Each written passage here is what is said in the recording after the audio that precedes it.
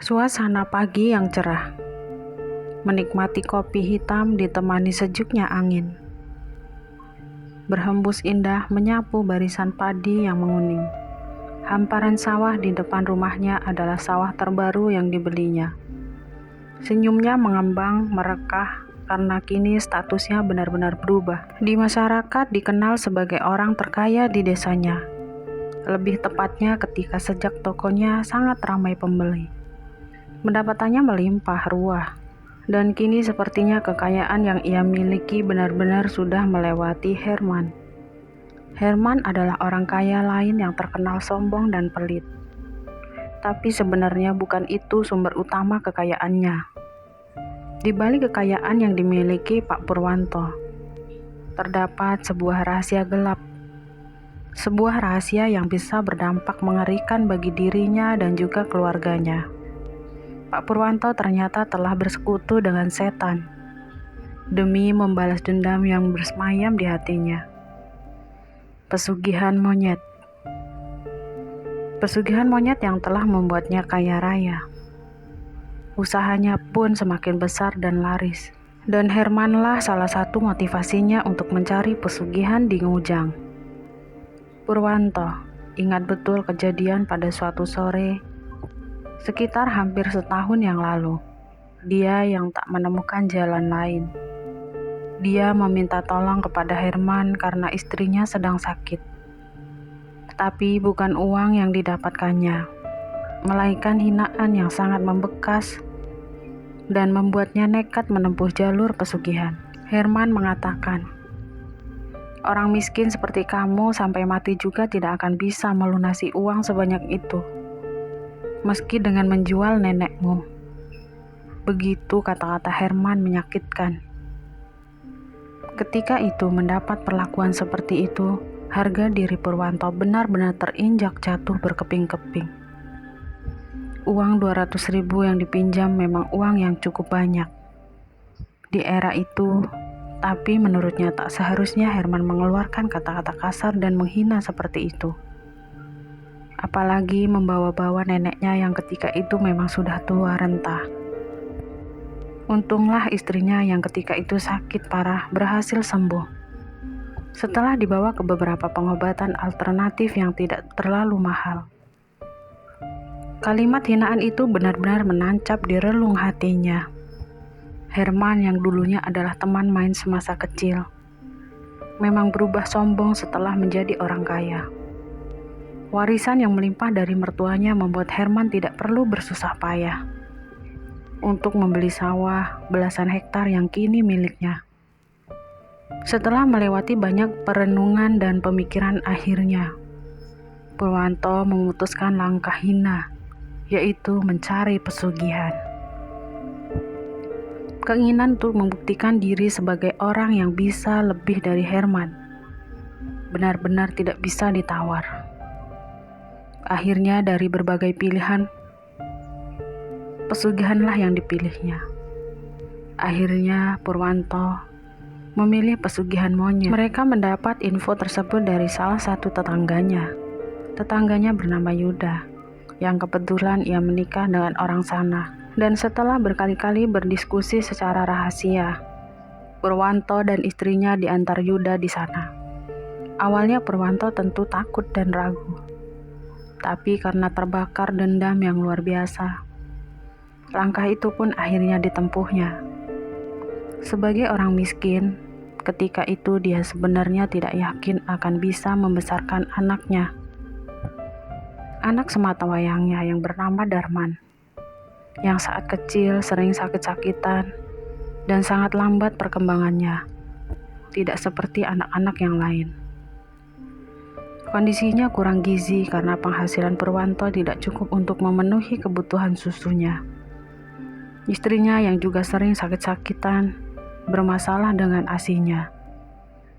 Ketika anak-anak lain tumbuh sehat dengan ASI atau susu formula, Darman yang sejak kecil lebih sering mengonsumsi gula, yang itu pun seringkali kurang manis karena kondisi ekonomi. Setelah semakin mantap berdiskusi dengan Yuda, sebuah langkah penting pun diambil Purwanto. Purwanto semakin yakin mencari pesugihan. dan yang terpilih adalah pesugihan monyet. Lalu yang dipilih untuk tumbal adalah Darman. Tentu saja ada pergulatan batin yang sangat hebat. Tapi dengan pertimbangan, kasihan, Darman tidak akan tumbuh normal selayaknya anak-anak lain. Dan juga motivasi dendam pada Herman yang tidak bisa ditawar lagi. Langkah itu pun bulat diambilnya. Dan pada akhirnya Darman, anak kecil yang kurang gizi itu, menjadi korban pergolakan batin rumit dari orang tuanya. Masih teringat jelas saat Darman meninggal. Tiba-tiba panas dan mengejang, lalu mengeluarkan suara seperti monyet, menatap tajam padanya dan menghembuskan nafas terakhirnya. Air mata perlahan menetes membasahi pipi Purwanto. Dalam hati ia berbisik dan berdoa, semoga Darman mendapat kebahagiaan di alam sana. Namun entahlah orang sehina dirinya apakah masih pantas untuk berdoa. Tapi sesungguhnya bukan itu saja yang menyita pikirannya pagi itu. Besok yang bertatapan dengan tanggal 1 Suro, tanggal yang disepakati untuk berkunjung ke makam Ngujang, sesuai arahan dukun juru kunci yang kala itu memandunya dalam pesugihan. Namanya Mbah Ijo. Dari Mbah Ijo pula Purwanto mendapat informasi bahwa kekayaan akan datang, semakin berlimpah seiring nilai tumbal yang ia berikan. Dan karena Purwanto menumbalkan anak semata wayangnya, menurut Mbah Ijo, Purwanto akan mendapat kekayaan yang luar biasa karena yang ditumbalkan adalah orang yang sebenarnya paling dicintainya. Kata Mbah Ijo, tumbal anak nilainya sangat tinggi. Dan tentu saja yang paling tinggi adalah jika anak yang ditumbalkan adalah anak satu-satunya. Perkataan Mbah Ijo pun kemudian benar-benar terbukti. Bahkan tak sampai 1 tahun, kondisi ekonomi Purwanto meroket. Apapun yang dijual di tokonya dengan modal berapapun, selalu ludes terjual. Dan seingatnya siapapun yang datang ke tokonya, rasanya tidak terlalu berminat untuk menawar. Padahal salah satu tokonya menjual pakaian yang biasanya sering ditawar orang, bahkan dengan nilai di bawah separuh harga. Pembukaan toko pakaian, toko bahan bangunan, warung makan, semuanya berjalan sangat lancar. Dan ramai pembeli, serta lahan sawah yang kini totalnya 15 hektar. Juga selalu melimpah hasilnya. Jumlah itu sudah lebih besar dari sawah milik Herman, yang menurut kabar ada 12 hektar. Arum istri Purwanto juga sangat sadar bahwa besok adalah tanggal 1 Suro. Nanti malam mereka berdua harus berangkat ke Ngujang, menemui Mbah Ijo, sesuai kesepakatan awal pesugihan. Aneka kemenyan, pisang, berbagai bunga dan 3 ekor ayam hitam telah disiapkan mereka. Mereka berdua siap menjalani 1 Suro pertamanya di makam Ngujang. Sore harinya Purwanto dan Arum berangkat ke Tulungagung, memakai mobil yang baru dibeli sekitar 1 bulan yang lalu. Perjalanan lancar jaya dan tidak ada hambatan berarti. Sesampai di sebuah kota, jalanan agak ramai. Malum dari kota menuju Ngujang, mereka harus melewati jalan utama. Dan lokasi pemakaman Ngujang memang tidak terlalu jauh dari kota tersebut. Sesampai di rumah Mbah Ijo yang tidak terlalu jauh dari pemakaman, Purwanto kemudian menyerahkan semua barang bawaan kepada Mbah Ijo. Mereka berdua disambut hangat, dan setelah basa-basi sebentar, acara ritual pun dimulai. Seperti biasa, Mbah Ijo membakar kemenyan untuk mengawali rangkaian ritual. Lalu dia memandikan mereka berdua dengan air kembang. Kemudian ritual yang sangat penting ialah memberi makan kawanan monyet di pemakaman Ngujang. Sebenarnya ini adalah langkah sederhana yang sama sekali tidak rumit. Hanya melempar beberapa pisang ke monyet-monyet itu. Tapi apa yang dilihat Purwanto benar-benar menggetarkan jiwanya. Puluhan monyet yang tadinya bergerombol langsung menyerbu pisang-pisang yang dilemparnya. Monyet itu terus terdiam sambil menatap Purwanto, tanpa mengeluarkan suara apapun. Dalam pandangan Purwanto, monyet tersebut meneteskan air mata, dan wajahnya perlahan berubah menjadi wajah Darman. anak sematawayangnya yang telah ditumbalkannya. Arum spontan memeluk Purwanto. Tangis pun seketika langsung pecah, dan semakin lama semakin kuat.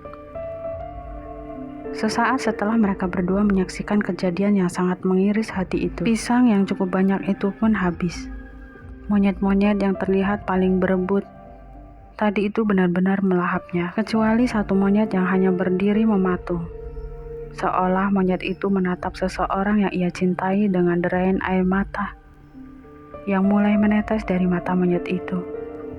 Purwanto dan istrinya saling berpandangan dengan tatapan nanar. Lalu mereka berpelukan lagi. Hari yang memilukan. Dan ada sebuah penyesalan yang sama di dalam hati mereka. Kesedihan yang sama. Dan ada juga pikiran yang sama.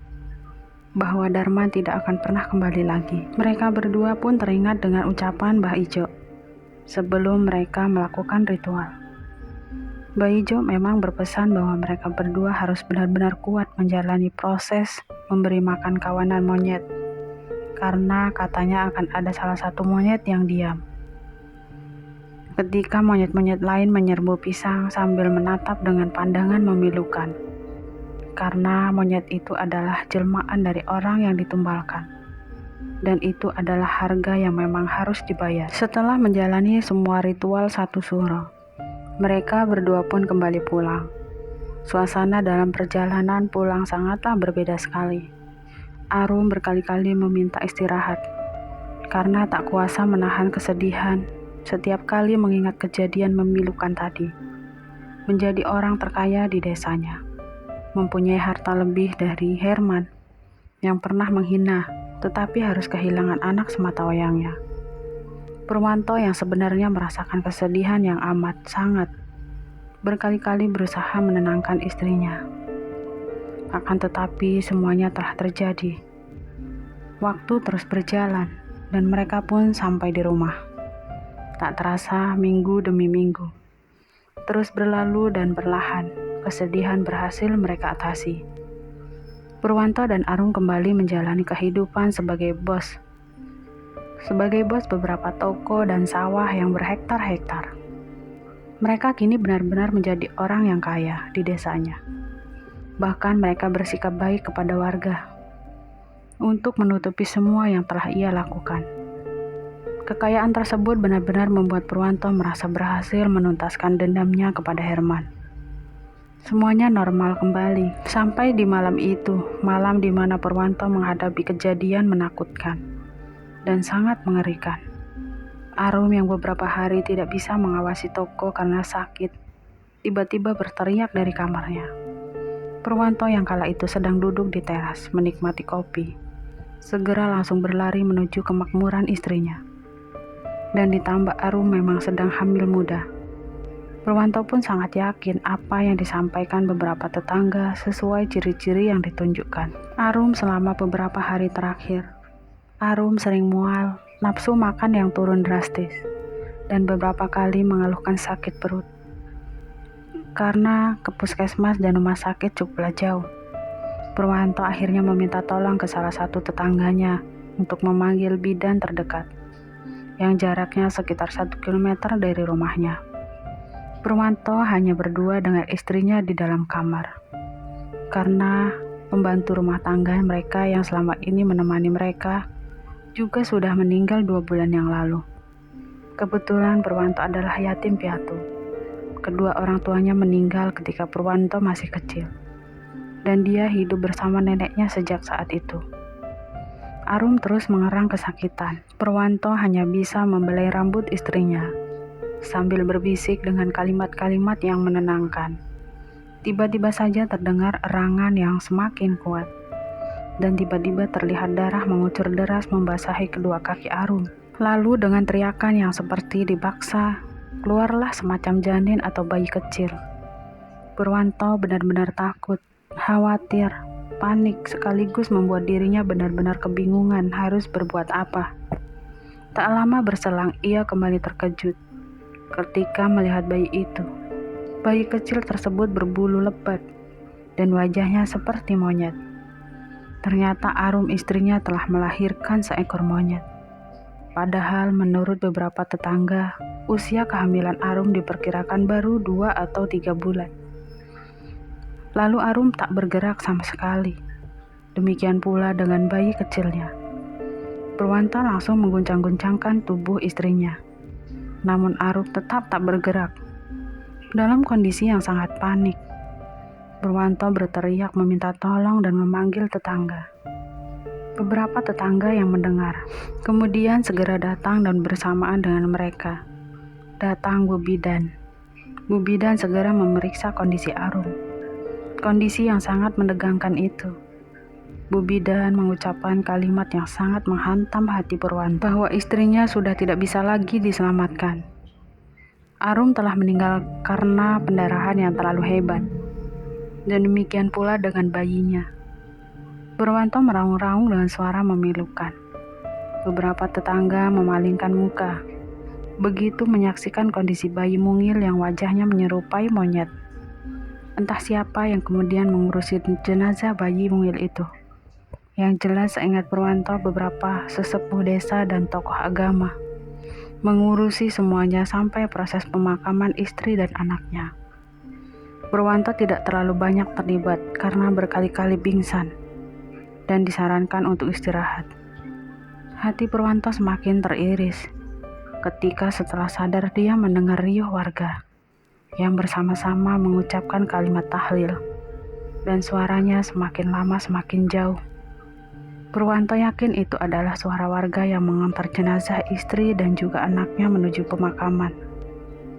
Purwanto lalu meminta Suprapto dan istrinya untuk mengurusi rangkaian acara tahlilan, dibantu oleh beberapa sepupunya. Sedangkan istrinya Suprapto yang bernama Ratih adalah orang kepercayaan Purwanto yang mengurusi sawahnya. Sedangkan Mas Sastro, salah satu pegawainya di toko pakaian, diminta untuk mengurusi semua tokonya. Purwanto benar-benar tak berdaya. Ia sangat terpukul secara mental dan juga sakit secara fisik. Nafsu makannya bahkan tiba-tiba hilang entah kemana.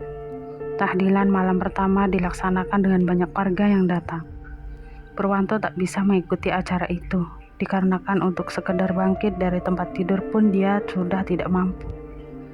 Beberapa sepupu dan orang kepercayaan diminta untuk menemani menginap di rumahnya, yang memang sangat besar, yang direnovasinya sekitar beberapa bulan yang lalu.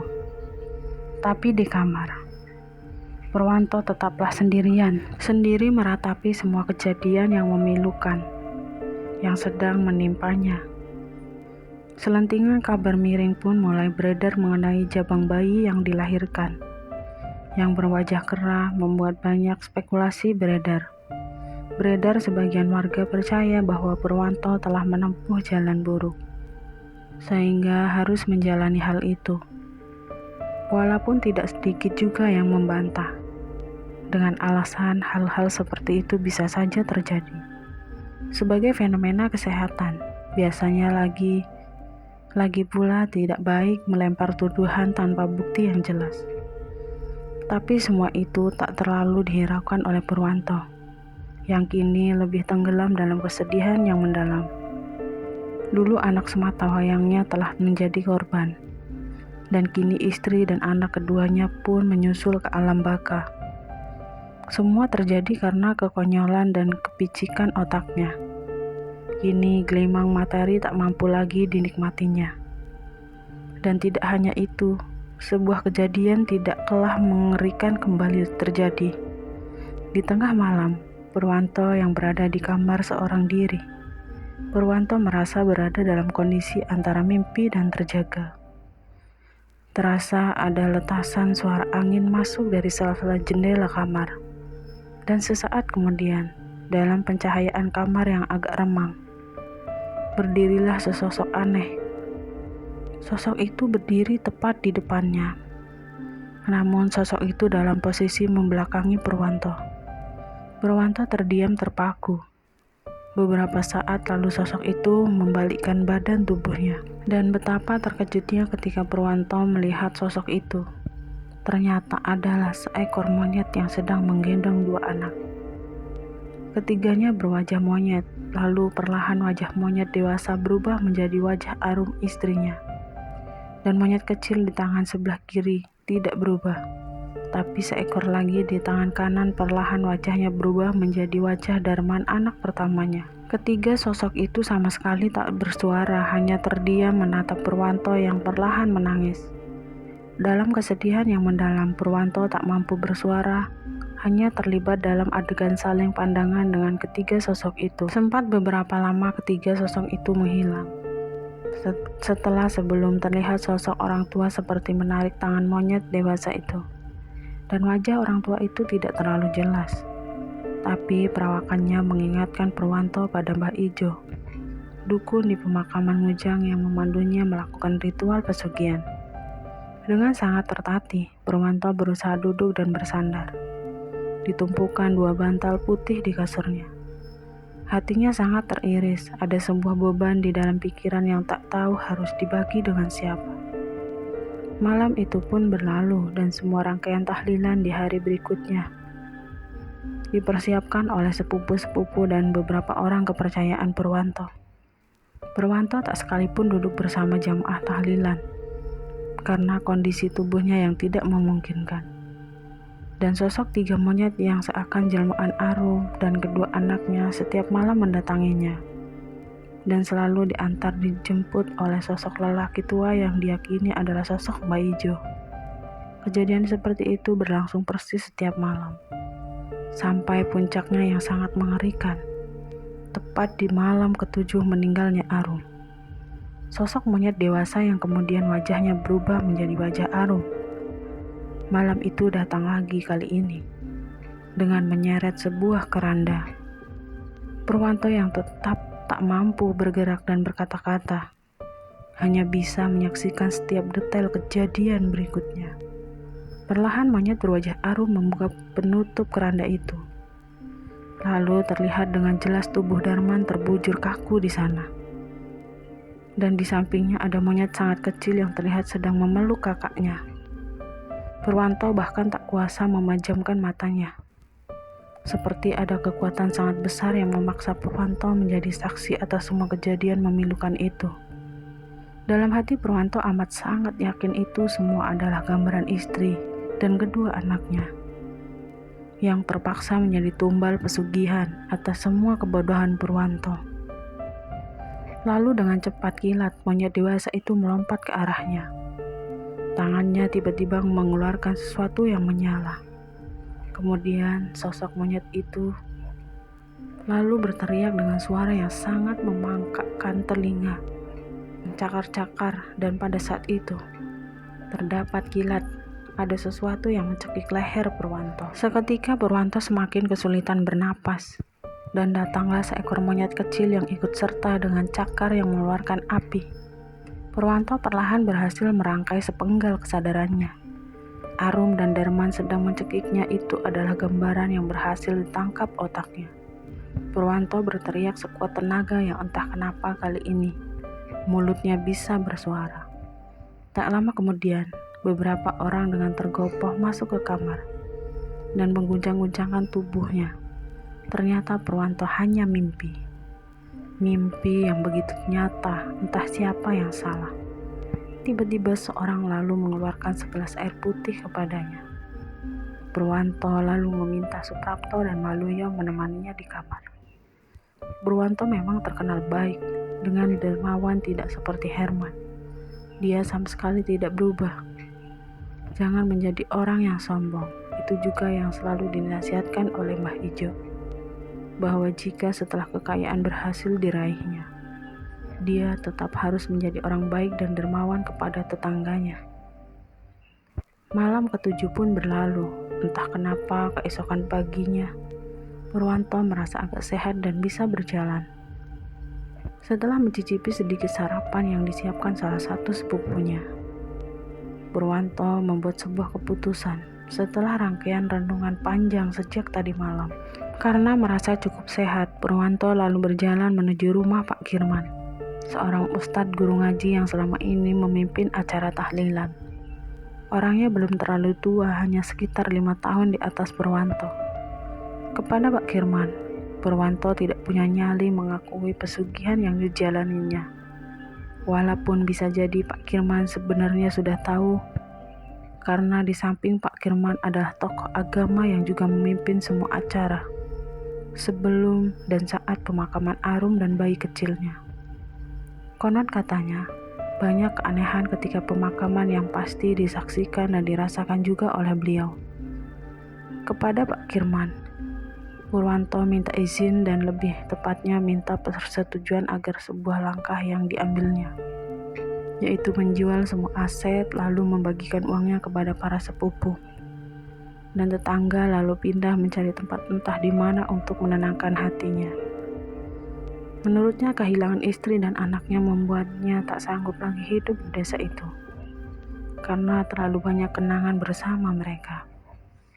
Pak Kirman adalah orang yang sangat terpercaya, terkenal, jujur dan tak pernah terdengar kabar miring tentang uang masjid atau perkumpulan warga yang selama ini dipegangnya. Seperti biasa, Pak Kirman sangat bijak. Pertama, beliau menekankan bahwa ini semua adalah cobaan hidup yang memang semua manusia akan mendapatkannya. Walaupun tentu saja dengan model yang berbeda-beda.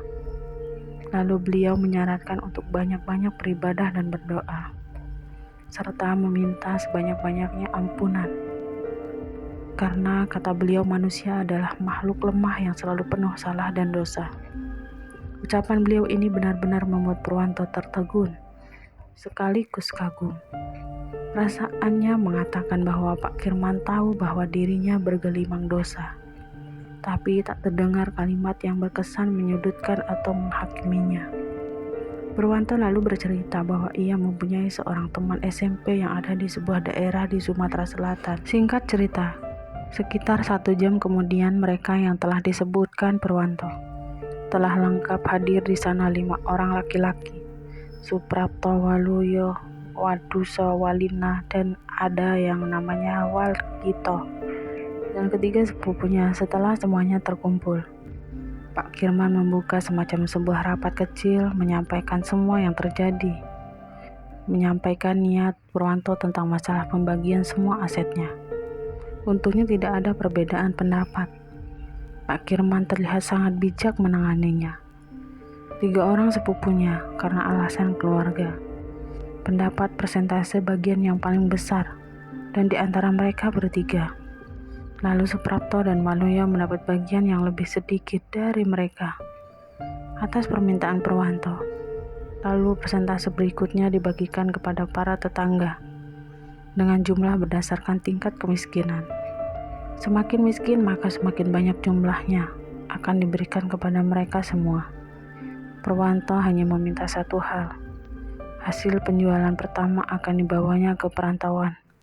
Karena sekali lagi dia ingin segera mencari tempat hidup yang baru.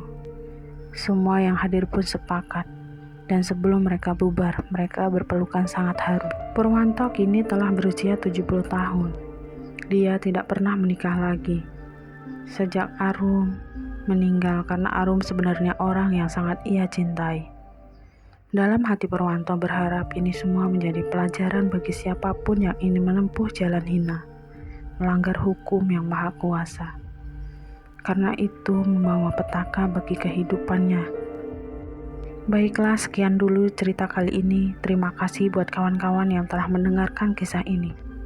Semoga ada hikmah yang diambil dari cerita ini.